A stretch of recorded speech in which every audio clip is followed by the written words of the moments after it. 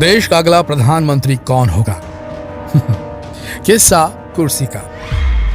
जी हाँ दोस्तों, आज हम आपके लिए लेकर आए हैं किस्सा कुर्सी का।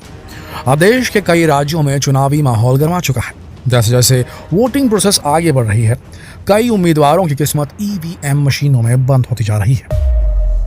वैसे तो ये विधानसभा चुनाव है, लेकिन किसी न किसी तरह इनका कनेक्शन 2024 में होने वाले लोकसभा चुनावों में भी जोड़ा जा रहा है। क्योंकि इन चुनावों में ये साफ हो जाएगा कि देश की जनता का झुकाव किस पार्टी की तरफ जा रहा है। खासतौर पर बीजेपी के लिए तो ये चुनाव इज्जत का सवाल बन गया है। योगी आदित्यनाथ को प्रधानमंत्री मोदी के बाद देश का सबसे लोकप्रिय नेता माना जाता है। ऐसे में अगर उत्तर प्रदेश में बीजेपी की परफॉर्मेंस डाउन हुई तो उनके प्रधानमंत्री बनने के दावों पर पानी फिर जाएगा।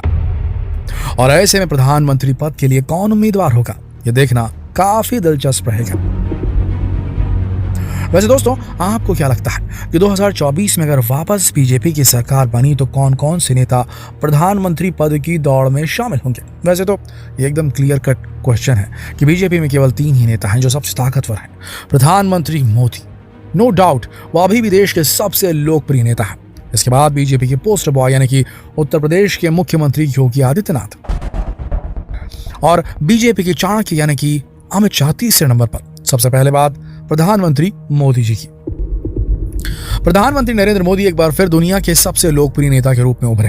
दुनिया के लोकप्रिय नेताओं की सूची में 71% रेटिंग के साथ पीएम मोदी शीर्ष पर हैं। पॉपुलैरिटी के मामले में अमेरिका के राष्ट्रपति जो बाइडेन, कनाडा के राष्ट्रपति जस्टिन ट्रूडो और ब्रिटेन के प्रधानमंत्री बोरिस जॉनसन सरीखे नेता भी उनसे पीछे हैं। सबसे बड़ी बात, ये सर्वे उस वक्त का है जब बीजेपी के लिए किए गए कई फैसलों की वजह से लोगों में भय और गुस्से का माहौल था। तब भी लोग प्रधानमंत्री मोदी के तरफ झुके हुए हैं।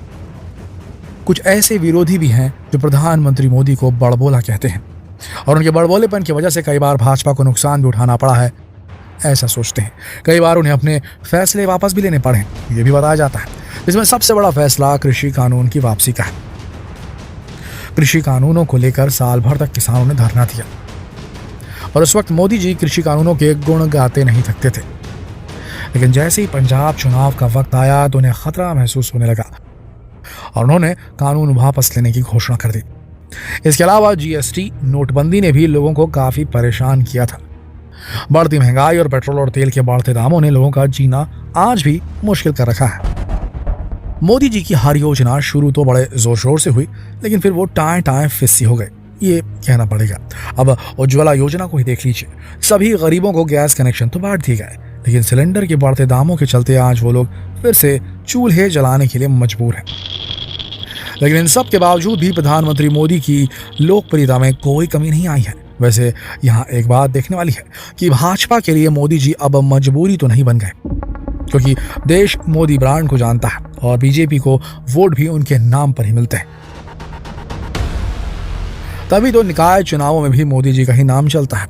अगर फ्यूचर की बात करें तो यह स्थिति बीजेपी के लिए खतरनाक हो सकती है, क्योंकि उनके पास मोदी का कोई विकल्प नहीं है। वैसे ही एक वक्त था जब गुजरात दंगों के बाद तत्कालीन प्रधानमंत्री अटल बिहारी वाजपेयी मोदी जी को मुख्यमंत्री पद से हटाना चाहते थे, लेकिन उस वक्त आरएसएस ने मोदी जी का साथ दिया। लेकिन आज मोदी के राज में आरएसएस एक हाशिए पर चली गई है। यहां तक कि कई बार आरएसएस के नेता खुद भाजपा सरकार के खिलाफ बयान देते दिखाई देते हैं। लेकिन आरएसएस और बीजेपी का साथ चोली दामन का है। हाँ, ये कट्टी बट्टी तो चलती रहती है। एक सर्वे में जब लोगों से पूछा गया कि वो प्रधानमंत्री मोदी की जगह किसे देखना चाहेंगे अगर चाहेंगे तो ज्यादातर लोगों का एक ही जवाब था, वो था योगी आदित्यनाथ। गोरखपुर में एक मंदिर के महंत की भूमिका से लेकर देश के सबसे अधिक आबादी वाले राज्य के मुख्यमंत्री बनने का उनका सफर अद्भुत था। और इसीलिए कुछ लोगों को यह आसानी से हजम नहीं हुआ। योगी आदित्यनाथ ने जिस दिन शपथ ली थी उसी दिन से उनके हिंदू युवा वाहिनी के समर्थक ये कहने लगे कि योगी भविष्य के प्रधानमंत्री हैं।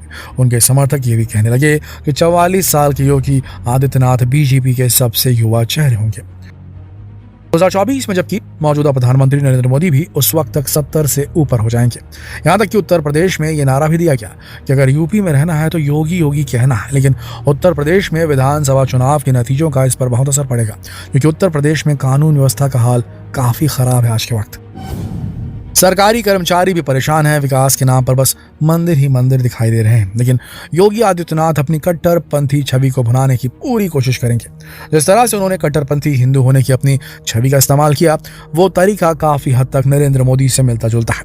नरेंद्र मोदी ने भी गोधरा के बाद बनी अपनी छवि का इस्तेमाल आखिरकार राजनीतिक फायदे के लिए किया था, और उसका रिजल्ट आज हम देख ही सकते हैं।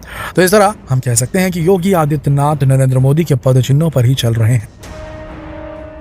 शायद इसीलिए इस वक्त वो प्रधानमंत्री पद के दावेदारों में सबसे आगे है। जाहिर सी बात है, नरेंद्र मोदी के बाद ही उनका नंबर आएगा। अब बात करते हैं प्रधानमंत्री पद के तीसरे दावेदार अमित शाह जी की। दोस्तों, भाजपा की राइस में, भाजपा की चढ़ाव में, उसकी जीत में अमित शाह के योगदान को कोई नजरअंदाज नहीं कर सकता। वो राजनीति के अच्छे जानकार हैं और एक बेहतरीन रणनीतिकार, एक स्ट्रेटेजिस्ट है। कब कहां किसे क्या जिम्मेदारी देनी है, इसका फैसला उनसे बेहतर कोई नहीं कर सकता। सर्वे में योगी आदित्यनाथ के बाद उन्हें ही सबसे ज्यादा लोगों ने पसंद किया था, लेकिन हो सकता है कि अमित शाह खुद प्रधानमंत्री बनने की जिम्मेदारी से खुद को दूर रखें, क्योंकि वो पर्दे के पीछे रहकर काम करना ज्यादा पसंद करते हैं। वैसे अमित शाह को लेकर एक डर ये भी है कि कहीं भाजपा में उनकी हालत लाल कृष्ण आडवाणी जैसी ना हो जाए। जिस तरह लाल कृष्ण आडवाणी ने खुद प्रधानमंत्री न बनकर अटल बिहारी वाजपेयी को मौका दिया था, उसके बाद वो चाहते हुए भी कभी खुद प्रधानमंत्री की कुर्सी पर नहीं बैठ पाए, और आज बीजेपी में उनका कोई नाम लेवा भी नहीं है। अब अमित शाह का भविष्य क्या होगा, ये तो 2024 के चुनाव के बाद ही साफ हो पाएगा। वैसे सर्वे में करीब 7% लोगों ने दिल्ली के मुख्यमंत्री अरविंद केजरीवाल को भी पसंद किया था। अरविंद केजरीवाल दिल्ली में काफी लोकप्रिय हैं और उनकी लोकप्रियता का ग्राफ बढ़ता ही जा रहा है। कई निकाय चुनावों में भी इस बार उन्हें जीत हासिल हुई है। वैसे अभी उनकी पार्टी अकेले लोकसभा चुनाव लड़ने की हालत में तो नहीं है। ऐसे में उन्हें प्रधानमंत्री पद का उम्मीदवार मानना थोड़ी जल्दबाजी होगी। हाँ, वैसे आने वाले चुनावों के हिसाब से जो सर्वे लिया गया, उसके रिकॉर्ड के हिसाब से कांग्रेस के लिए चिंता का विषय जरूर बन गया है, और खुद जो अरविंद केजरीवाल जी है वो कांग्रेस के लिए एक बहुत बड़ा चिंता का विषय है, क्योंकि 7% से भी कम जनता राहुल गांधी को प्रधानमंत्री की कुर्सी का दावेदार मानती है, और सोनिया गांधी और प्रियंका गांधी का रिकॉर्ड तो और भी खराब है। इस सर्वे में 40% वोट के साथ प्रधानमंत्री मोदी सबसे बड़े नेता बनकर उभरे हैं, और लोग उन्हें ही अगला प्रधानमंत्री बनते हुए देखना चाहते हैं। लेकिन दोस्तों, कुर्सी कब किसकी सगी हुई है? हर 5 साल में दावेदार बदल जाते हैं, और अगले चुनाव में कौन होगा कुर्सी का हकदार, ये डिसाइड करने का हक सिर्फ देश की जनता को है। और हम देश की जनता से अनुरोध करते हैं कि वो अपने वोट के अधिकार का उपयोग करें और देश के लिए एक बेहतर भविष्य का चुनाव करें। चुनाव का मुद्दा विकास हो, ना कि धर्म और जाति, तभी हम अपने आने वाले फ्यूचर को संवार सकेंगे। आपकी राय में अगला प्रधानमंत्री किसे बनना चाहिए और क्यों? बिना धर्म और राजनीति को बीच में लाए ईमानदारी से अपने जवाब कमेंट सेक्शन में लिखें, और ये सवाल देश की जनता से पूछने के लिए इस वीडियो को जितना हो सके शेयर करें। बहुत महत्वपूर्ण है। फेसबुक पर, व्हाट्सएप पर, यूट्यूब पर शेयर करिए वीडियो। धन्यवाद।